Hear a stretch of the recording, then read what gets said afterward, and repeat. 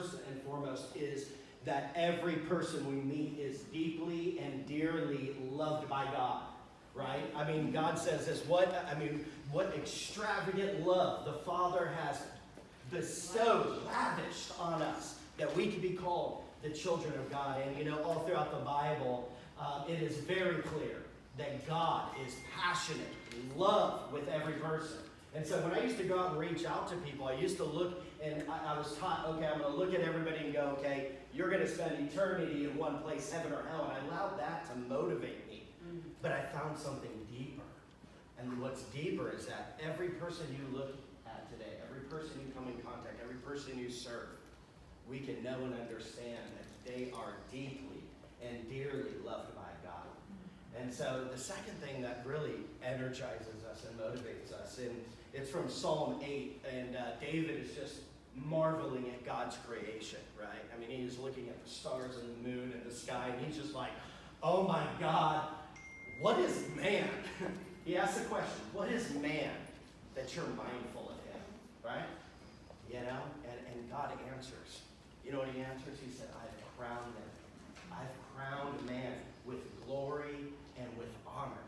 And what happens, man, in this world is that shame and guilt tear people down. And some of the people that we deal with, it's going to be a restoring of dignity and honor, right? And that's why we go and we bring our best, right? That's what Mark said about the Queen of Sheba. She was blown away. Why? Because they brought their best. And so what we do is we go and we bring our best. And what happens is in some cases, we're restoring dignity and honor. In other cases, we're creating it. Some people have never experienced it, right? And so we're coming with this experience of excellence because why? You're valuable to God. He has crowned you with glory, with dignity, with honor. And the third thing that motivates us is that we just believe that nobody should be alone. Nobody should be alone. If you go back to Genesis, you'll find out what man's first problem was. Right? A lot of times we think, God created the earth. He says it's good. He creates man. He says it's very good.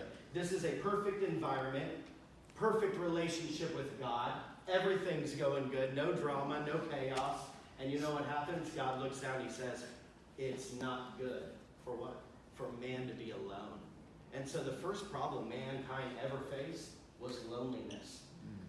And so a lot of times in evangelism, people want to go, and we want to start with sin, right? That was the second problem. The first problem was loneliness. So what we do is we step in and say, we care about you. We love you. We believe God's crowned you with glory and honor. We believe you're extremely valuable to God. And so what we do is we want to come in and get to know you. Because a lot of the communities that we go into, people intentionally avoid. Church people, the world, if you don't have to go there, you don't enter there. If you don't have to go there, we stay away and we isolate people. And that's not the way God has called us to live. He's called us to live in community. And so we show up and we build community, we build friendship, and we get to know people's names, and we get to honor and love them like Christ does. So